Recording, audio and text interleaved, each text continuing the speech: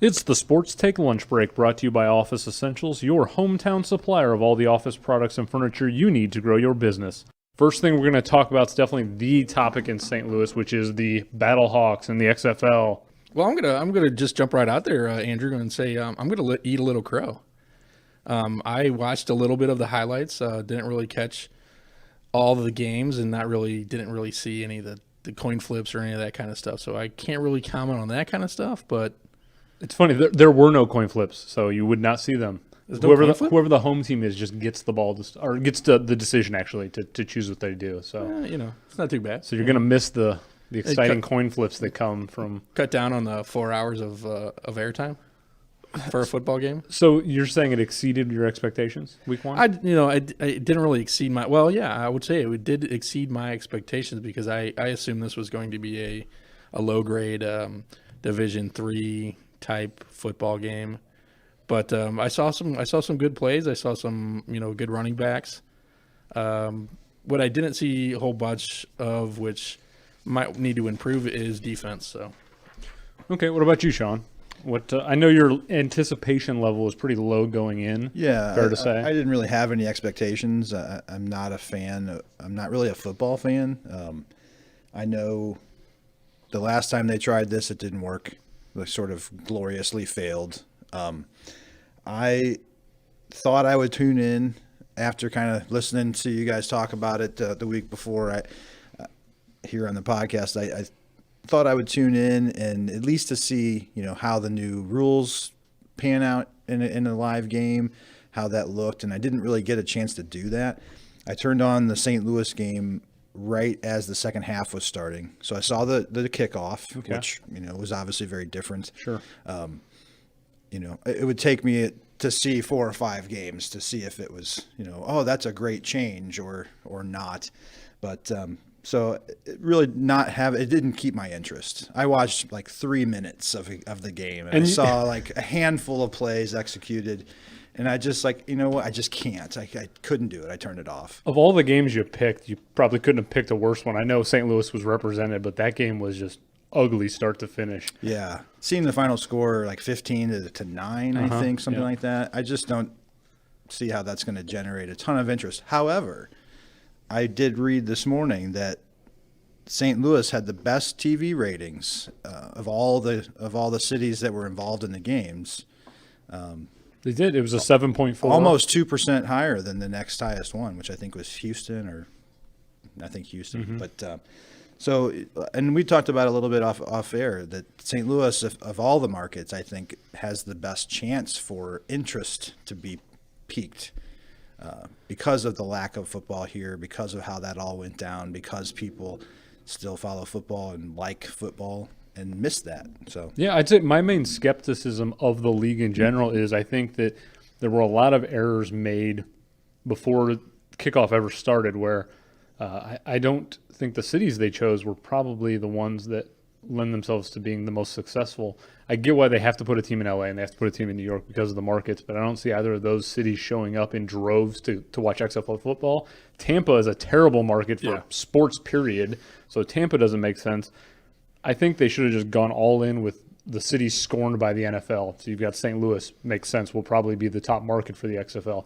Oakland would have been happy to have a team with the Raiders leaving. The Chargers had just left San Diego. San Diego would have been happy. A place like Alabama, they don't have a pro team. They love football. Football is such a big thing in the South. Mm-hmm. Why not put a team in Alabama? Yeah, that would have been smart. Yeah, I don't know. I'm trying not to be too negative about the XFL, but I thought I made a point to watch all 4 games because I really wanted to speak as well as I could about it today. I saw almost nothing from a product standpoint that compelled me to want to watch next week or in 8 weeks or whatever. I know that I listened to a lot of the St. Louis media yesterday, hyping it up, and I get that we're St. Louis proud and we're happy to have something specifically football related after the Rams left. But when I listened to the national media yesterday on ESPN and Fox Sports and all that, I think the overwhelming thing I took away from it was what Bomani Jones, he's one of the ESPN guys, said, and he just said that there's nothing compelling about the players or the talent to get you to want to watch them play. I mean, oftentimes people watch the NFL because they want to watch Brady, Aaron Rodgers, Patrick Mahomes. None of the quarterbacks moved the needle in any way. Cardale Jones for DC is kind of one of the names. He won the national championship with Ohio State, but he's not a pro. He's not an NFL player. Ta'amu for St. Louis played well, 20-27, 209 yards. Okay, all right, it's not bad. But of the 8 games, no quarterbacks threw over 300 yards, and the most any running back had was 85 yards by St. Louis's Jones. So you have no 100-yard rusher and no 300-yard passer.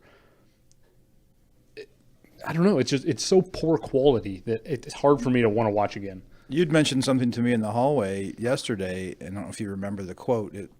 Sideline reporter was talking to the former Alabama quarterback, former NFL quarterback who didn't play yesterday because of an injury. Landry Jones. Jones. And they asked him about how this compares to the last 4 years he's spent outside of football.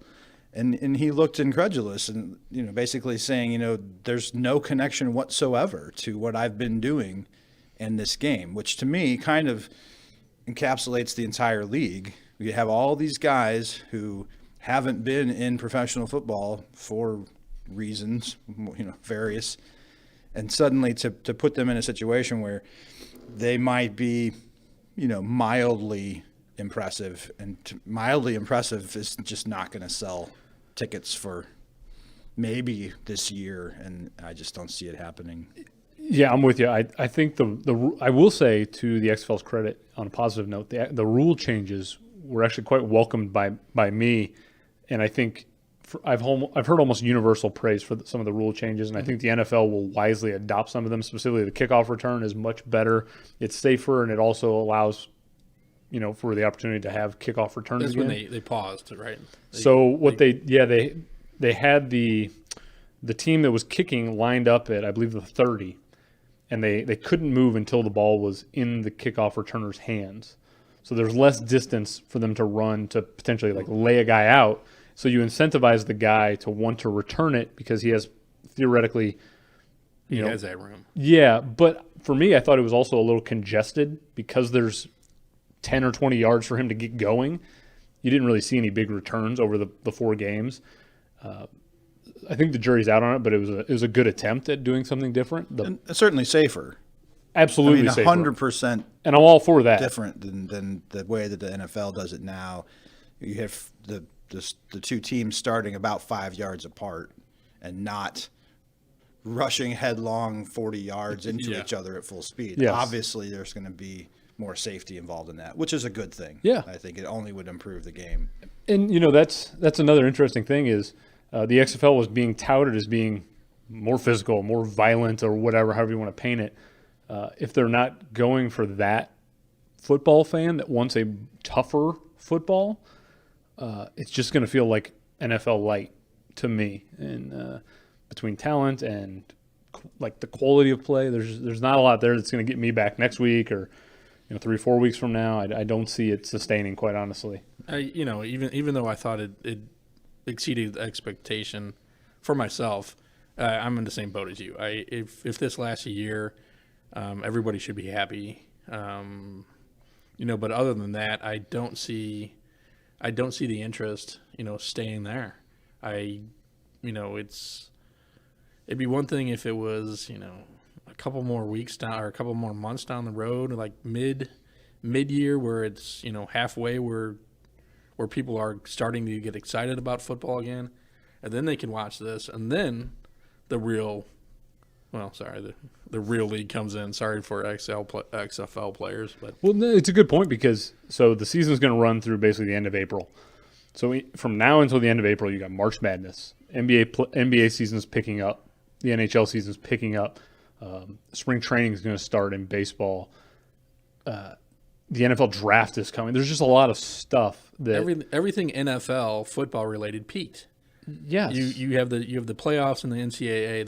Those peaked. It was over with. Then you have the playoffs for the NFL, and then once again it peaks, and then so you're going from pretty much the best games in the past couple of weeks to something that just kind of falls falls flat on, on what you're expecting to see. To go and on the opposite, you go from this to the NFL, you're going to be like, oh, hey, let's see some better action here, and you get more. You would think you would get more excited for your NFL team, even though St. Louis doesn't have one. Yeah, and even if you're expecting to see the quality of the play improve over time, it's not like halfway into the season, like you would like with a TV show, like, oh, it's just been announced they've picked this up for a second season. You can't do that with a live action football game. You say, oh, they just announced they're going to go ahead and play, because they don't know. Yeah. There's no way they could know that, because if they don't make enough money, they literally cannot continue. So,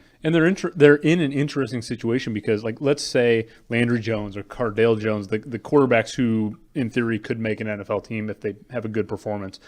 So let's say the XFL builds these guys as stars and they go on and they get an NFL job next year. Well, then the XFL's just hurt themselves by creating a star that they've just lost immediately, and then they have to start the process over and over again every year, where any potential stars are always going to, you'd assume, make the jump to the NFL if the opportunity is there. So I don't see how they're going to sustain people wanting to come back and watch the stars. You're just banking on people wanting to be Battlehawks fans or Vipers fans or Dragons fans. I don't know if that's going to happen. Well, and also to that, look at some of these coaches. These coaches are probably looking the same thing, looking to get back into the NFL. So what's going to stop these head coaches for these XFL teams to take a linebacker coach position or a wide receiver coach? I mean, to them, that's way more prestigious than head coach of an XFL team if you're on an NFL. But do you really want to cross Vince McMahon? That's what take a share shot to the head. Yeah, if you do. You. Oh yeah. You get out of that, and then you've got him and his goons on you. I don't know if he has goons. I'm just. It is funny, Dan. You had mentioned that, so I noticed over the course of watching the 4 games and forcing myself to, a guy like Bob Stoops, he could probably get a job at a college pretty easily if he wanted to, based on his track record. I noticed the commentators, when these coaches were like punting the ball, the commentators were going out of their way to almost like shame these guys for punting the ball, because the rules are set up to encourage you to go for it on 4th downs and things like that. And I just found it so interesting that the commentators were going after these coaches for making what has always been smart football decisions, play the field position. There's an element of like chess to football where, you're controlling the field and things like that. You're not just going for it on 4th down for the sake of going for it. A guy like Bob Stoops could care less about going for it on 4th down, because he's trying to show that he's a good coach and therefore could get another job. So I agree with you. Those guys are not in it to be XFL coaches for a decade. They have other ambitions that they're going for. And they have to adjust too, and that they're so maybe down the line there's not going to be as much punts. But right now you're using their mentality is NFL rules. So that's what they're going to keep going with. It's what we're going to keep stressing. So it's it'd be like a head a Premier League coach coming in and coaching an indoor soccer team.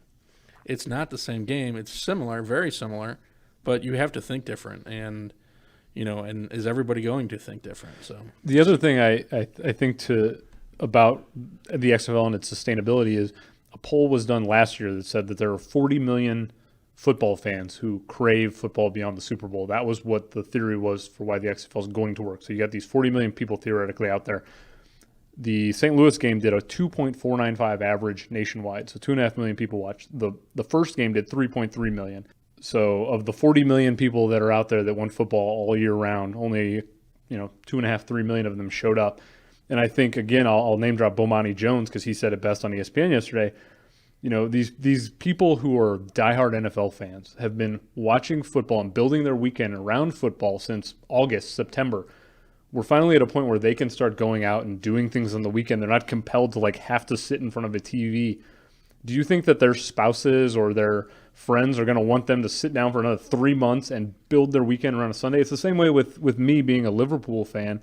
I basically build my weekend around the Premier League season so I can make sure I'm wherever I'm at the TV whenever the game is. Yeah. The second May comes and the season's over, I finally get to go out and do things again on the weekend. So I don't see these 40 million people just building another 3 months into their schedule to sit and watch XFL football.